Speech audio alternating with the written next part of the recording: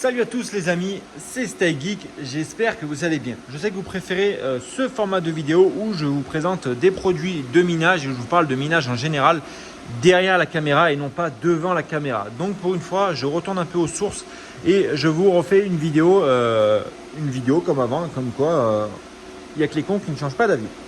Alors tout simplement, on va parler d'un petit sujet que j'avais abordé dans plusieurs vidéos. Je ne sais pas si vous vous rappelez, dans quelques vidéos, il y a à peu près, je crois, un mois et demi, 2 mois, il y avait un client qui avait fait une mise à jour de ses cartes graphiques via iOS et les cartes avaient été briquées.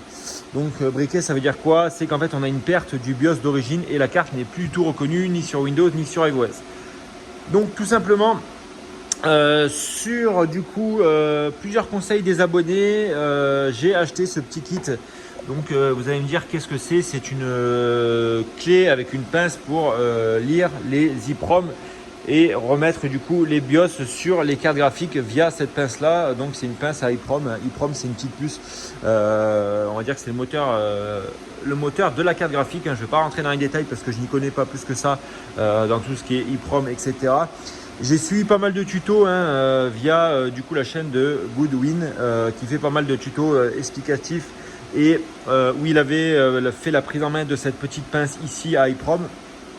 Donc alors je vous fais le petit point tout simplement. Alors on avait si je dis pas de bêtises, on avait 7 cartes graphiques qui étaient HS. Alors il en manque une ici, il y a une 6700 qui est repartie en garantie et on attend le retour du coup de l'usine.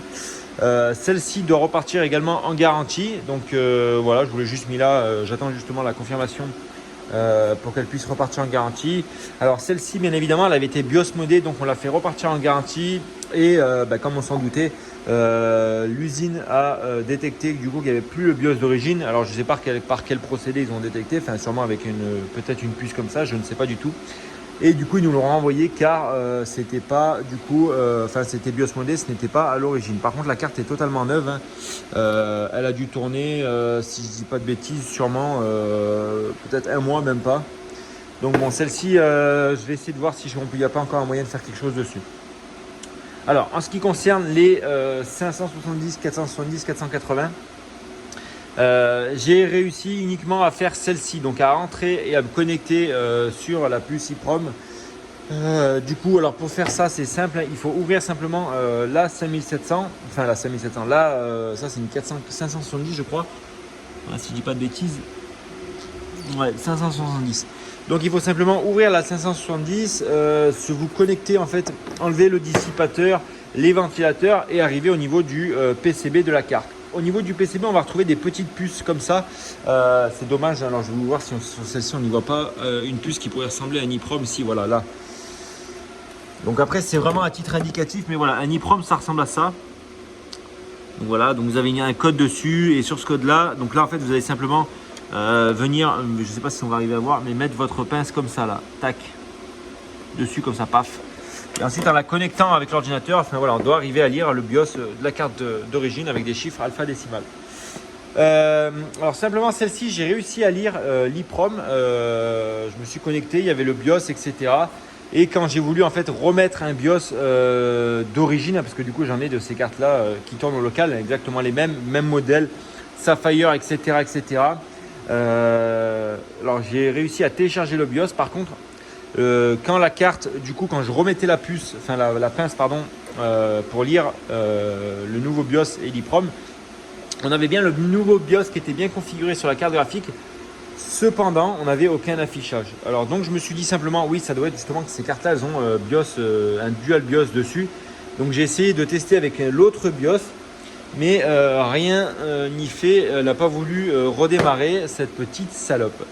Donc tout simplement, pour le moment, je ne sais pas. Je vais contacter, j'ai contacté Goodwin pour savoir si lui avait la solution pour justement réussir à reflasher ces cartes graphiques-là.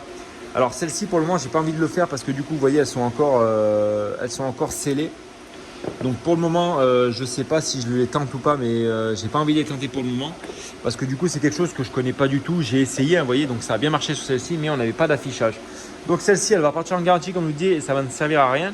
Et celle-ci, j'essaierai peut-être, mais pas tout de suite. Mais d'abord, voilà, ce que je voulais me concentrer, c'était sur celle-là. Voir s'il y avait possibilité sur celle-là de la reflasher. Pour le moment, c'est un échec, les amis, mais je ne baisse pas les bras.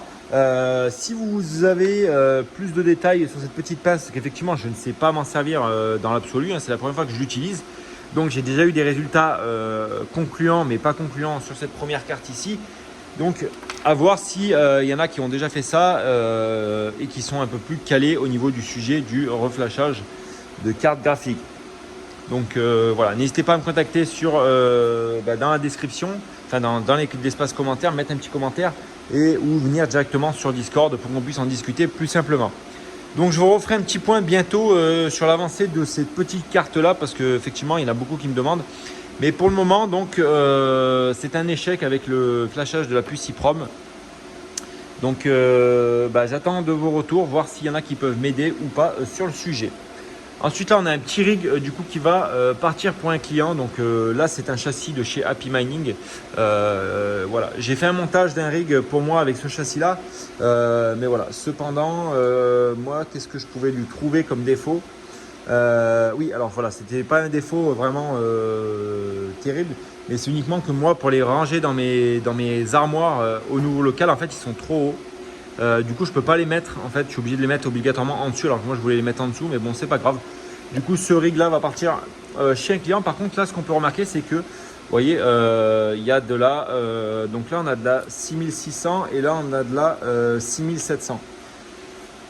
Donc qu'est-ce qu'on a sur cette rig là, c'est qu'il y a beaucoup d'espace en fait entre les cartes. Donc il y a beaucoup d'espace, on a pas énormément d'espace, mais on a vous voyez que les cartes elles ont suffisamment d'espace pour pouvoir bien se refroidir. Donc là le rig, qu'est-ce qu'il me reste à monter? Il me reste à configurer iOS, mettre un peu d'isolant à droite à gauche et le rig sera enfin nickel pour partir. Donc voilà, ça c'est un des derniers rigs que je vais faire pour des clients et ensuite voilà, je laisse le travail aux autres les amis. Donc j'espère que cette petite vidéo update vous aura plu. Hein. Je vais vous faire un petit update aussi de ce qui reste ici à l'ancien local. Donc comme d'habitude il reste ce rig là, donc avec les 2060, 3060. Là on a du rig avec la 5700, 3080, 3060 Ti, non LHR bien entendu.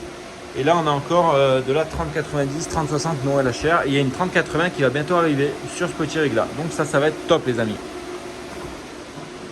Qu'est-ce que je voulais vous montrer d'autre? Je voulais vous montrer, c'était tout les amis. Donc attendez, je vais vous remettre là-bas. J'espère qu'en tout cas cette petite vidéo update vous aura plu hein, concernant les cartes briquées. Donc en tout cas faites bien attention et comme je dis, ceux qui s'y connaissent un peu plus, n'hésitez pas à venir dans les commentaires et me dire si vous avez des petites techniques, des petits tips à appliquer sur la lecture des EEPROM et pour reflasher un BIOS. En tout cas, je vous remercie d'avoir suivi cette petite vidéo. C'était StyleGeek. Je vous dis à demain pour une nouvelle vidéo. Ciao!